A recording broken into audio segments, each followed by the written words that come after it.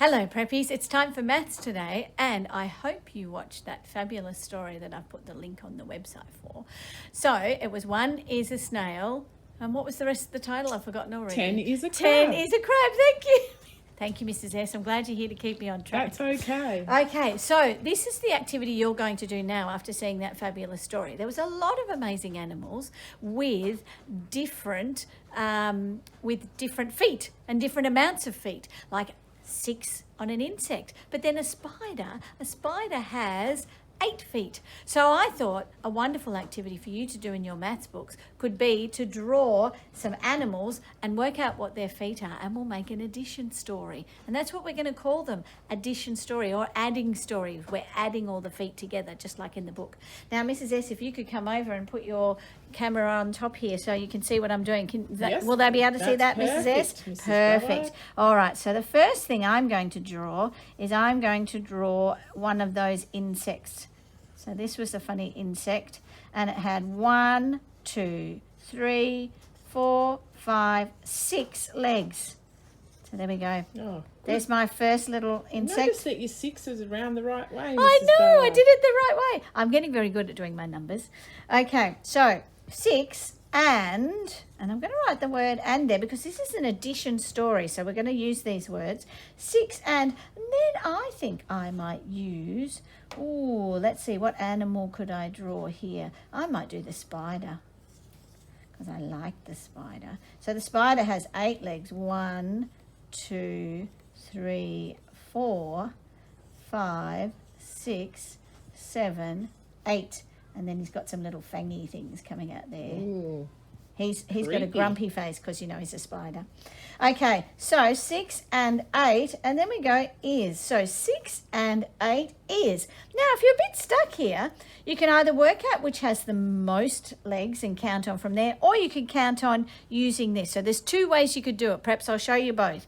First of all, you could do it this way. You know there's 6, so you can go 6, 7, 8, 9, 10, 11, 12, 13, 14. So you could do it that way. And then if you can't remember what 14 looks like, you have to look on your chart that you took home. I might get a copy of that in a minute, Mrs. Mack, so we can show them. There was another way you could have done this, Preps. You could have said, I know that 8 is the bigger number, so I'm going to do my counting on from 8. So what I would do is I'd start at 8 and go 8, 9, 10, 11, 12, 13, 14. So let's have another go. So you're going to be doing this, Preps, in your books. That'd be a good way to check, wouldn't it, Mrs. Ballard? To check you've got it right. Yes. You could do that. That's a great idea, Mrs. Yes. S. Oh, I knew you'd be good at this. I'm learning. We're all learning, aren't we, Mrs. S? Fantastic. All right, so you could check you had the right answer by doing that double check. I love that idea. All right, this time I'm going to do, what were some of the other animals from the story? Wasn't there... There was a snail. A snail. Let's draw a snail. So here we go, a snail with 1 big foot. There is that happy snail. So 1 and I feel like there was was it a crab? Yes. A crab like that. And it had 10 legs, didn't 10, it? yes. 1, 2, I 3, didn't know that they had 10 legs. 5. Well, who knows? The book said it did, so we'll go with that. 1, 2, 3, 4, 5, 6, 7, 8, 9, 10. And crabs, I think the front ones are the pincers, aren't they? So I'll Yeah, turn the those big into clawy-looking I'll thing. put those into the pincers and then give it. Does that look like a crab? Yeah, that's pretty good. Well, it's all right, isn't it? It's not as good as Mrs. Mack, even though she's wrinkly. But, let's not tell her that, Preps. All right, 1 and... Now, how many did we count there, Preps? I think it was 10, wasn't it? So 10. So you could go 1. Well, this would take a long time. 1, 2, 3, 4, 5, 6, 7, 8, 9, 10, 11. So 1 and 10 is 11. But let's try the other way where we start off at 10, 11. Oh, that was much easier. That was much easier doing it the other way, wasn't it? Doing Definitely. that counting on. All right, I'm going to have to get a tissue, which I feel like I saw one in here.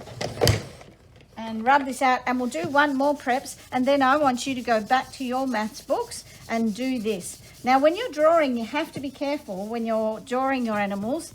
You have to be careful you don't get lost, because I almost got lost when I was talking to Mrs. S, and then I had to recount. So that's really important. All right, I'm just trying to think of one more animal that's easy to draw, Mrs. S. I think I'm going to do some insects again, but I'm going to do some different type of insects. Okay, 1, 2, 3, 4, 5, 6. So that was 6, and I think I'm going to do another insect. Ooh. But you could choose, you don't have to choose them from the book. You could also choose any animals that you'd like to draw. So you might want to do a giraffe. Or a cat. Or a cat. Or a dog. That's right. You don't have to just stick to the book. But it is good to use the book as inspiration. So there we go. We've got 2 insects with 2 happy smiles. 6 and 6 is... So this one will be interesting. So you've got... we've got 6, 7, 8, 9, 10, 11, 12. So have a look on your number chart, but a teen number always starts with a 1, and then there's 2 there for 12. Okay, 6 and 6 is 12.